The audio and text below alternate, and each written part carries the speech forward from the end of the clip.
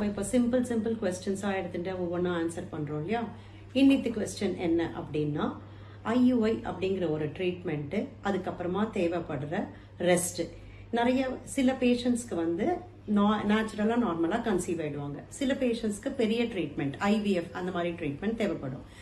நடுவுல ஒரு ட்ரீட்மெண்ட் இருக்கு, ஐயுஐ அப்படின்னு சொல்லுவோம். அந்த ட்ரீட்மெண்ட்ல வந்து இது ரொம்ப பெரிய ஃபர்டிலிட்டி ட்ரீட்மெண்ட் கிடையாது. பேஷண்ட்டுக்கு எக் வர வைக்கிறதுக்கு டேப்லெட் இன்ஜெக்ஷன் கொடுத்துட்டு, ஆனா சில சமயம் அவங்களால நார்மலா சேர்ந்துக்க முடியாது, இல்லைன்னா ஸ்பெர்ம் கவுண்ட் கம்மியா இருக்கும், இல்ல அன்எக்ஸ்பிளைன்டா 2 வருஷமா கன்சீவ் ஆயிருக்க மாட்டாங்க, நார்மலா சேர்ந்து கூட. அந்த மாதிரி பேஷண்ட்ஸ்க்கு ஐயுஐங்கிற ட்ரீட்மெண்ட் சஜஸ்ட் பண்ணுவோம்.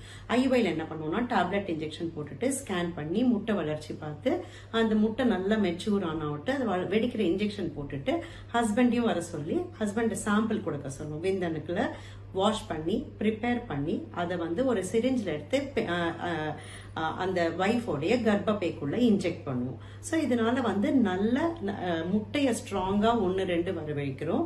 ஸ்பெர்மை வந்து வாஷ் பண்ணி ப்ரிப்பேர் பண்ணி நல்ல மூவ்மெண்ட் இருக்கிற பெஸ்ட் ஸ்பெர்ம்ஸா எடுத்து கர்ப்பப்பைக்குள்ள போடுறோம். ஸோ நம்ம வந்து நேச்சுரல் கான்டாக்டை விட கொஞ்சம் ஹெல்ப் பண்ணி நெக்ஸ்ட் அட்வான்ஸ் லெவல் ஆஃப் ட்ரீட்மெண்ட்டுக்கு போறோம். இதுதான் பேசிக்கா நீங்க ஐயுஐ அப்படின்றத புரிஞ்சுக்க வேண்டிய விஷயம். இதுக்கப்புறம் நிறைய பேர் கேட்கிற கேள்வி என்னன்னா, நாங்க ஐயுஐக்கு அப்புறம் ரெஸ்ட் எடுத்துக்கலாமா? சோ இந்த கேள்விக்கு பதில் தேவையில்லை. நீங்க ஐயுஐங்கிறது நான் இப்ப சொன்ன மாதிரி நேச்சுரல் இன்டர்கோர்ஸ் பண்ண முடியாதவங்க, இல்ல பண்ணியும் அன்எக்ஸ்பிளைன்டா பிரெக்னன்சி வராதவங்களுக்கு தான் இந்த ட்ரீட்மெண்ட். சோ அதனால இந்த ட்ரீட்மெண்ட்ங்கிறது ரொம்ப simple treatment, almost natural intercourse மாதிரியே தான் இது. அதனால ஐயுஐ ட்ரீட்மெண்ட்க்கு அப்புறம் நீங்க உங்களோட நார்மல் ஆக்டிவிட்டிஸை பண்ணலாம், வேலைக்கு போகலாம், டெய்லி பஸ்ல ட்ரெயின்ல எப்படி போறீங்களோ, ஒர்க் ஃப்ரம் ஹோமோ, வீட்டில் வேலைகள் எல்லாமே பண்ணிக்கலாம்.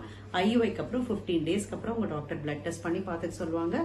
பிரெக்னன்சி வந்துட்டுனா உங்க டாக்டர் போய் பாருங்க. ஓகே.